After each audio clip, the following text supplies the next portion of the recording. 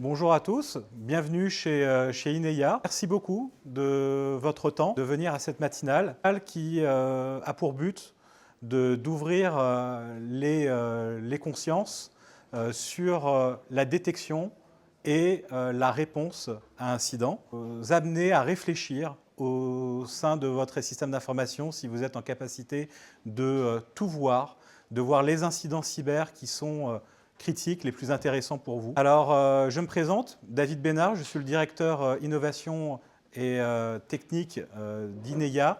Je suis d'origine DSI, donc l'entreprise, la filiale du groupe spécialisée sur les services, notamment IT, et qui porte les offres de cybersécurité. Je suis accompagné de Nathan, qui va se présenter, de l'entreprise SINA, qui est notre partenaire sur un service SOC que l'on propose. Bonjour à tous, Nathan Bramley, cofondateur de la société SINA. J'ai une casquette de Head of Cyber. Un très gros passif en tant qu'ancien analyste SOC. SOC, ça veut dire Security Operations Center, on va en parler tout à l'heure. Et analyste CERT, en réponse à incidents pour de très gros groupes. Et on a créé SINA il y a maintenant plus de 4 ans, qui accompagne uniquement des PME. Voilà. PME et ETI. Alors, pas de surprise, les incidents de cybersécurité, aujourd'hui, ce n'est plus exceptionnel. C'est quelque chose qui est rentré malheureusement dans le quotidien des entreprises, le quotidien également des particuliers. On observe une augmentation certaine depuis des années, aucune faiblesse là-dessus sur la courbe malheureusement montante des cyberattaques à l'échelle mondiale, mais également à l'échelle de notre pays. Ce qu'on observe, par contre, c'est une banalisation, aujourd'hui, des attaques, des conséquences. On a tous été victimes de phishing, on a tous reçu des tentatives, justement, d'hameçonnage, et c'est quelque chose qu'aujourd'hui, à force d'en recevoir, nous ne portons presque plus attention. Ça amène une faiblesse dans la réaction de chacun, la bonne posture de sécurité à avoir autour de cette menace. Et on observe en parallèle une augmentation drastique des fuites de données. Fuites de données liées justement à la compromission des comptes informatiques de tout chacun, mais également liées à des vulnérabilités qui sont de plus en plus ciblées, de plus en plus utilisées par les cyberattaquants. On observe en parallèle quelque chose qui ne devrait pas, c'est la lassitude qu'a les gens en général, mais également malheureusement, et je l'observe tous les jours, des responsables informatiques qui se lassent de mettre à jour leur système. On est tellement sursollicité par les mises à jour de tiers, les mises à jour Windows, et je pourrais en citer toute la journée. Tous les éditeurs aujourd'hui ont une multitude de mises à jour à poster, et on rentre dans une phase où les DSI privilégient naturellement la production et peut-être ne sont pas suffisamment équipés, n'ont pas suffisamment une posture organisée pour pouvoir gérer ces afflux de patching. Ce qui amène depuis quelques années des attaquants à réaliser des cyberattaques qui sont très discrètes. Le but pour eux, c'est de rentrer dans votre système d'information et d'y rester le plus longtemps possible sans éveiller les soupçons, pour récupérer vos datas, pour pouvoir comprendre votre fonctionnement, comment vous dialoguez avec vos clients, comment vous dialoguez avec vos collègues, et d'utiliser ces données pour réaliser ensuite une attaque éclair. On l'a vu en 2015 avec TV5 Monde. Vous vous en rappelez sans doute, même si ça remonte à 10 ans, c'est une cyberattaque qui a été super médiatisée dans le sens où TV5 Monde n'a plus pu émettre pendant des heures et des heures, liées à une cyberattaque où les attaquants étaient présents depuis des mois. Des mois de préparation, des mois à découvrir comment fonctionnait le système d'information de TV5 Monde jusqu'à le blackout. On a également le cas de Centréon avec Sandworm. Sandworm qui au final est lié à des groupuscules de cyberattaquants russes Centréon, qui est un logiciel de monitoring très utilisé dans l'IT. L'ensemble des infogéreurs utilisent cet outil. Et malheureusement, Centréon, sur une version qui était pourtant obsolète, mais utilisée quand même dans la pratique, était contaminé, avait une backdoor, donc une possibilité pour les attaquants de s'introduire dans les systèmes de monitoring des fournisseurs IT, et ça pendant près de 3 ans. 3 ans d'espionnage au profit des cybercriminels russes. Plus récemment, France Travail. France Travail, où les attaquants ont été présents 1 mois entier sur le système d'information, à récupérer, bloc par bloc, les données personnelles de millions de Français. Malheureusement, des attaques qui sont facilitées par un manque de préparation, des attaques qui sont facilitées surtout par un manque de visibilité sur ce qui se passe sur le système d'information.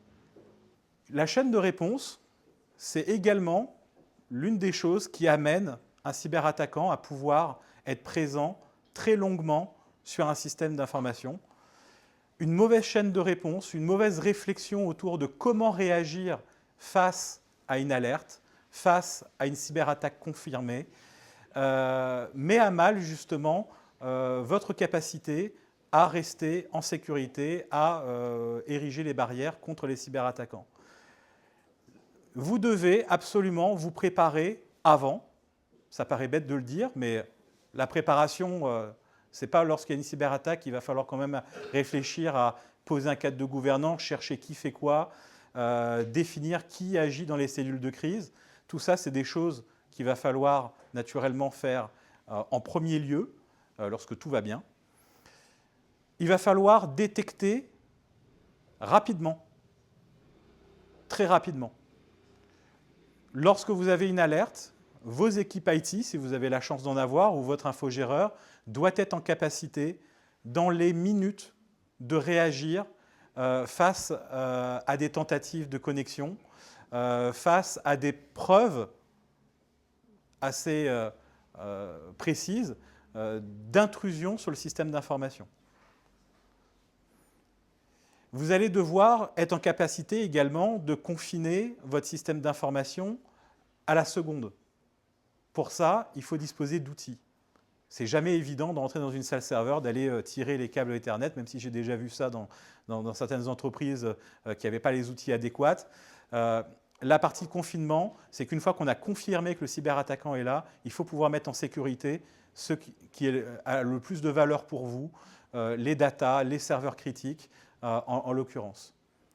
Et puis surtout d'organiser toute la chaîne qui suit, de bien savoir comment éradiquer le virus, éradiquer l'intrusion du système d'information. Il vous faut des plans préparés à l'avance pour savoir comment je vais sauvegarder certains éléments, mais en supprimer d'autres, avant de pouvoir réinjecter vos données préalablement sauvegardées. Je l'ai mis dans la partie préparation. Vous devez sauvegarder avec, par exemple, de l'immuabilité, donc être sûr que vos données ne sont pas altérées et pouvoir les récupérer au bon moment. Et surtout, penser au RETEX, donc le REX, un peu dans le civil, excusez-moi, j'utilise les termes un peu militaires, c'est l'amélioration continue de vos procédures, de partager au sein de l'entreprise, mais aussi avec vos partenaires, les leçons tirées d'une attaque.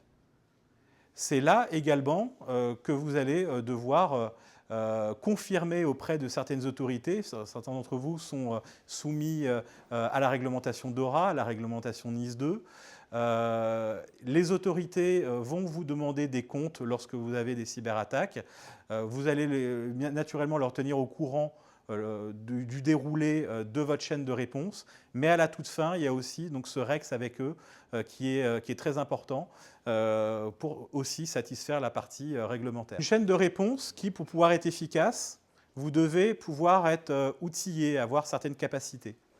La première, c'est d'être en capacité de voir ce qui se passe sur votre système d'information. Vous avez des outils, Les EDR, donc c'est des antivirus un peu plus développés que celui qu'on avait il y a quelques années. C'est des antivirus qui communiquent entre eux, qui vérifient beaucoup de choses, qui corrèlent des informations qui circulent sur le réseau et qui vous permet, en plus de voir, d'isoler une machine, un serveur, du réseau à la demande. Pour voir, un EDR n'est pas suffisant. Il va vous remonter des alertes, mais vous allez en avoir également d'autres. Vous allez avoir des alertes au niveau des firewalls, vous allez avoir des alertes qui viennent de Microsoft 365, tout ça dans des consoles qui sont très séparées. Vous devez avoir un SIEM. Un SIEM, c'est un système qui va centraliser toutes ces datas, toutes ces alertes qui remontent en même temps, et qui va vous permettre de commencer à comprendre des mécanismes. J'ai une connexion étrange sur mon firewall, j'ai une connexion maintenant sur un serveur en interne avec beaucoup de fichiers qui sont téléchargés. Je me dis qu'il y a sans doute un problème. En plus de voir, vous devez ralentir l'attaquant. Pour le ralentir, ça passe par une préparation de votre système avec des durcissements. Donc on va faire en sorte de supprimer de vos systèmes un certain nombre de services qui sont inutilisés, qui ouvrent quand même la porte à des vulnérabilités. Il va vous falloir segmenter votre réseau.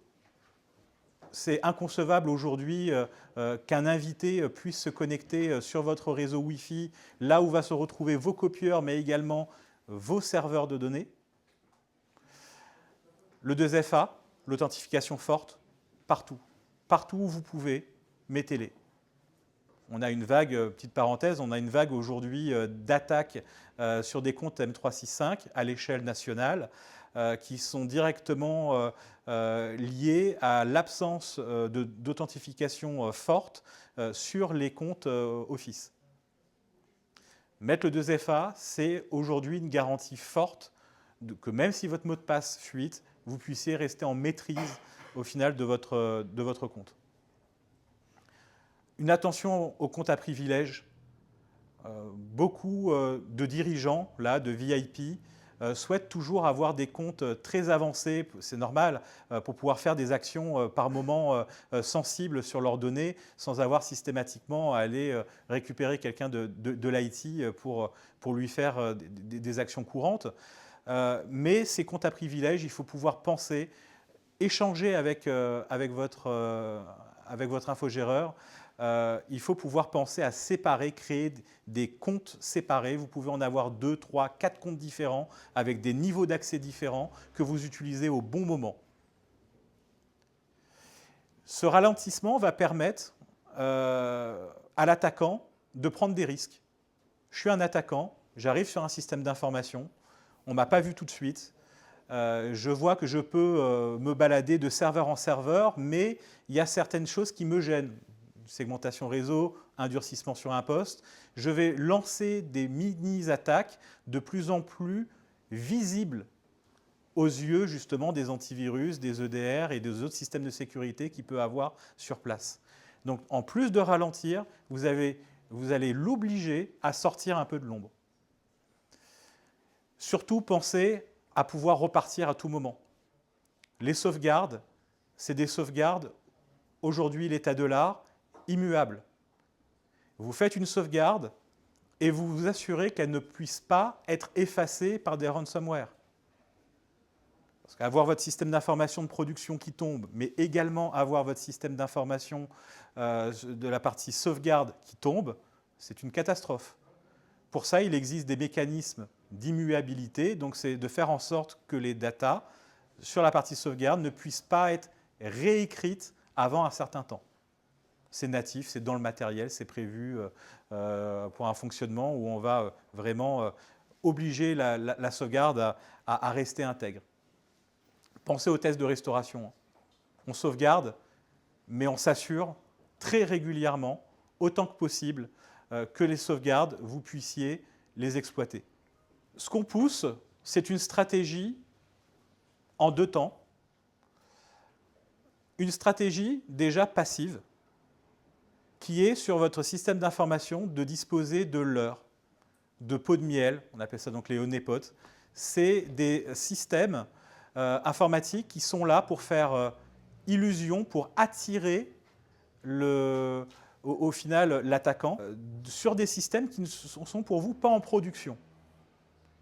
Jamais un de vos collaborateurs ne se connectera par exemple à un serveur qui est mis là justement pour piège. Mais l'attaquant, lui, qui ne connaît pas votre système d'information, qui ne connaît pas vos process, il va scanner de toute façon intégralement le système, sera intéressé de naviguer de serveur en serveur, finira par tomber sur votre piège. Dès que vous avez une connexion, par exemple, qui se fait sur un serveur piégé, vous êtes mis au courant, vous savez que vous avez quelqu'un qui se promène sur votre système d'information. Très économique, pas besoin d'avoir une multitude d'outils. Vous placez à des endroits stratégiques, sur des endroits où vous acceptez également qu'un attaquant puisse un peu se promener pour, au final, le débusquer. C'est très intéressant cette partie passive parce qu'elle vous permet d'observer, elle vous permet de collecter des informations sur l'attaquant. D'où il vient, quelles sont les méthodes, quels sont les outils qu'il utilise. Autant de choses qui sont très pratiques ensuite pour pouvoir savoir qui vous attaque, savoir quoi mettre en place ensuite pour pouvoir qui ne rentre tout simplement plus. Très intéressant donc pour la partie forensics. La seconde stratégie, ça va être d'appliquer une partie active. La partie active, vous le mettez sur la partie du système d'information qui est critique.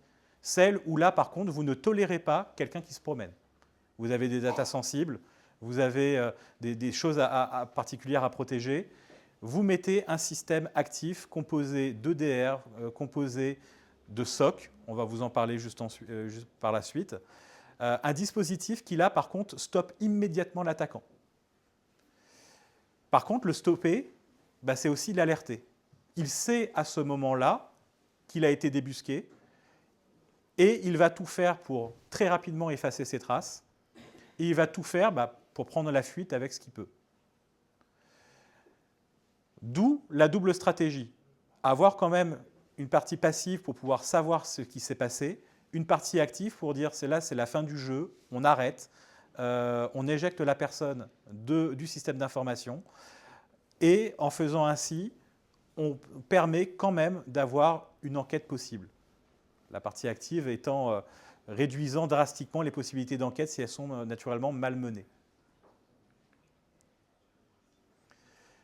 Une partie active qui est en 2025, en 2026, et ça le sera également les prochaines années, est portée principalement par les SOC. Et là, je vais laisser la parole à Nathan. Merci David. Peut-être juste avant de commencer, l'idée c'est quoi? C'est qu'on va parler du SOC et puis après on va faire un retour d'expérience autour des différentes cyberattaques qu'on a pu vivre en 2024 et en 2025 chez des PME. Ce qu'il faut comprendre, c'est qu'une cyberattaque, c'est comme un cambriolage. Un SOC, qu'est-ce que c'est? C'est comme une vidéo de caméra de surveillance qui va permettre de surveiller avec des analystes derrière. Tout le monde connaît Verisure, les caméras de surveillance.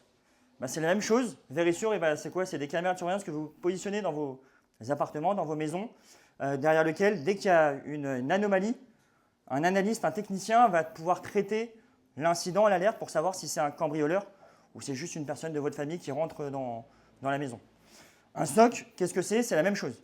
C'est qu'on va positionner des capteurs sur votre système d'information qui va permettre de pouvoir, par le biais des capteurs, mettre en place, comme le disait David, selon différents outils, tout simplement des détections, des règles de corrélation qui vont permettre de détecter des anomalies.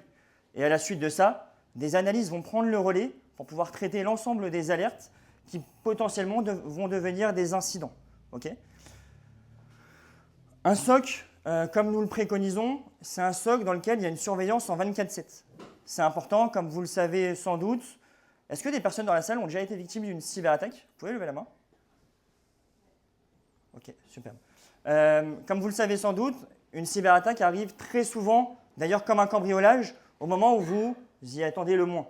Et donc de cette manière-là, ça va se passer un vendredi soir, le week-end, là où le système d'information est à l'arrêt, quasiment à l'arrêt, parce que les équipes IT ne sont pas là. pendant vos vacances, le jour de Noël, c'est le grand jour pour les attaquants, le Nouvel An aussi, le mois d'août également. Et donc, on préconise évidemment un centre de sécurité opérationnelle en 24/7. Derrière ça, il y a différents outils, comme en parlait David tout à l'heure, des outils de type EDR, donc c'est une nouvelle génération d'antivirus. On va retrouver des SIEM, comme l'expliquait également David, c'est que c'est un outil qui va permettre de pouvoir faire corréler différents outillages qu'on va positionner pour pouvoir collecter les journaux d'événements de ces outils et tout simplement surveiller les différentes anomalies qui pourraient être détectées par l'équipe du SOC. Okay. Le SOC permet également de pouvoir faire élever le niveau de maturité de votre système d'information. Peut-être des personnes autour de la salle travaillent avec des très grosses structures, de plus en plus dépendantes tout simplement d'un centre de sécurité opérationnelle pour pouvoir tout simplement continuer à travailler avec ce genre de structure.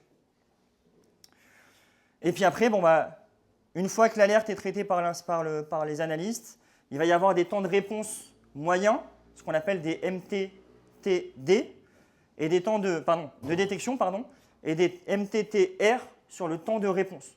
Et l'idée, c'est de pouvoir, s'il y a une menace, l'éradiquer le plus rapidement possible. On va essayer de se plonger dans 2 retours d'expérience qu'on a vécu en 2025, dans lequel on a eu une compromission aboutie sur un ransomware, dans un cas de ransomware au sein d'une PME. Ransomware, qu'est-ce que ça veut dire? C'est tout simplement un logiciel qui va demander une rançon et chiffrer l'ensemble des données de votre système d'information pour tout simplement le bloquer et vous obliger à payer cette rançon-là. Pour vous plonger un petit peu dans le décor, on va parler d'une PME entre 80 et une centaine de collaborateurs, comme vous, potentiellement, qui, un vendredi soir, tout le monde part en week-end de manière assez légitime, normale. Et donc, de cette manière-là, juste avant ce fameux week-end, il y a une alerte qui va sonner sur l'outil, sur le fameux EDR. On est donc le 11 janvier. C'est une alerte le vendredi soir qui est acquittée par les équipes IT internes. Manque de temps, ils partent en week-end, ils ont plein de sujets sur la table. Ils acquittent très rapidement l'alerte parce qu'ils se disent rien de spécifique, on va passer à autre chose, ça n'a pas l'air d'être quelque chose d'important. Quelques jours plus tard, cette fameuse nuit du 28 janvier, ils sont victimes, cette société industrielle est victime d'une cyberattaque. Cette cyberattaque-là, c'est ce fameux ransomware qui va paralyser 80% des postes de travail et des serveurs. Quand on dit paralyser, c'est hyper important de le préciser. Tout à l'heure, David parlait de sauvegarde, mais typiquement, ça va être tous les équipements techniques qui vont permettre de pouvoir relancer le système d'information qui va être complètement compromis. Donc, la société est complètement à l'arrêt. Dans les slides que je viens vous afficher juste là, on voit qu'entre la première alerte, le 11 janvier, et la cyberattaque du 28 janvier, il s'est passé 17 jours, sans que rien ne se passe ou rien ne soit détecté par le système d'information, par l'équipe IT. Donc cette société nous appelle, on est une équipe tout simplement de réponse à incident, donc une équipe CERT, Computer Emergency Response Team, dans lequel on fait un constat et on demande les premiers indices de compromission, on appelle ça comme ça, pour pouvoir collecter ce qu'on appelle les artefacts, les indices qui vont nous permettre de nous donner la capacité de savoir par où est passé l'attaquant potentiellement. Lorsqu'on fait ça, la première chose qu'on demande, c'est les journaux d'événements de l'EDR. Donc on se connecte sur la solution, la console de l'EDR, et on se rend compte d'une chose, c'est qu'il y a une alerte, la fameuse alerte du 11 janvier, qui s'appelle Mimi32.exe. Est-ce que quelqu'un connaît Mimi32 dans la salle? C'est pas mignon, pour le coup. Mimi32.exe, c'est un outil qui s'appelle Mimikatz. Quelqu'un connaît Mimikatz dans la salle? Ouais, merci. Mimikatz, c'est un outil qui va permettre, sur des environnements Microsoft, de pouvoir faire des élévations de privilèges et des mouvements latéraux. C'est-à-dire que le 11 janvier, l'attaquant, qui était sur l'une des machines, tentait de pouvoir se déplacer sur le système d'information. Le 11 janvier, il a été bloqué par la solution. Mais derrière ça, ce qui s'est passé, c'est que ça a été acquitté et l'attaquant a trouvé d'autres techniques pour pouvoir latéraliser, on appelle comme ça, se déplacer sur le système d'information. Et donc, en l'occurrence, en utilisant Mimi32. Ça aurait dû donner la puce à l'oreille très rapidement aux équipes IT internes. Malheureusement, par manque de temps, par manque d'expertise, Ils n'ont pas eu la possibilité de se dire « Ok, bon, bah, là, il y a quelque chose qui cloche, il y a quelque chose qui n'est pas normal. » Voilà un petit peu ce type de retour d'expérience dans lequel on préconise l'utilisation forte d'un Security Operations Center pour pouvoir vous permettre de vous libérer du temps sur des tâches chronophages d'alerte de type faux positif. Et le deuxième cas d'usage, bah, tout simplement, c'est de pouvoir être accompagné par une expertise qui va pouvoir traiter l'ensemble des incidents, des alertes pour vous, voilà, jusqu'à éteindre le feu par le biais de l'équipe du CERT. Je vais vous replonger dans un deuxième retour d'expérience sur une compromission d'une boîte aux lettres. Qui pense que dans sa société a déjà été victime d'une compromission de boîte aux lettres? Est-ce que vous pouvez lever la main? Si je peux me permettre, c'est le quotidien de 80% des PME françaises. Pour pouvoir se plonger un petit peu dans cette campagne avancée, il faut savoir une chose, c'est que très souvent, ce n'est pas vous, la première victime, qui êtes compromise. Alors les schémas sont très techniques, je vais essayer de vous les illustrer de la manière la plus simple possible.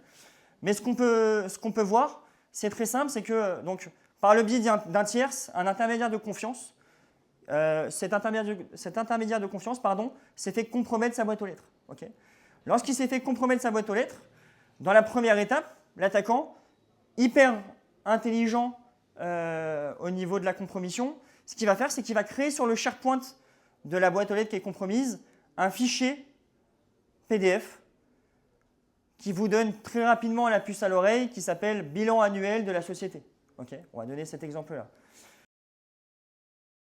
Et il va vous demander d'y accéder par le biais de votre identifiant, de votre mot de passe et de votre MFA, votre double authentification. Okay, donc, a priori, tout est normal par défaut. Lorsqu'il vous demande de vous connecter, par contre, lorsque vous arrivez sur le PDF, il y a un lien pour accéder à ce fameux bilan annuel. Et là, vous vous reconnectez de nouveau. Okay, donc du coup, pour illustrer un petit peu, ce qu'on peut voir, c'est qu'il y a cette fameuse compromission sur ce fichier qui est envoyée par le biais des partages SharePoint. Je suppose que tout le monde a déjà partagé un document SharePoint. Hein. C'est un quotidien d'utilisation classique qui est envoyé à l'ensemble des contacts de la boîte aux lettres qui est compromise. Et lorsqu'il est envoyé, automatiquement, donc du coup, vous vous connectez, comme je vous le disais, vous arrivez sur le PDF. Et lorsque vous arrivez sur le PDF, il y a un lien sur le PDF qui vous permet de recliquer dessus et vous réauthentifier. Okay, ce lien sur lequel vous cliquez ressemble à Microsoft. Donc, c'est une plage d'authentification très, très bien faite, très classique. Identifiant, mot de passe, MFA. J'insiste sur le MFA, qui est une solution, comme le disait David, de ralentissement, mais derrière lequel le bypass de MFA est quelque chose de tout à fait normal et quotidien pour les systèmes d'information. Le schéma que je vous montre est assez technique. Pour pouvoir l'illustrer de la meilleure manière, ce qui se passe, c'est que les attaquants sont hyper avancés en termes de capacité. Comment ça fonctionne? C'est très simple. C'est que si vous essayez de tester le lien sur lequel vous cliquez, automatiquement, vous êtes redirigé vers un site web qui s'appelle exemple.com.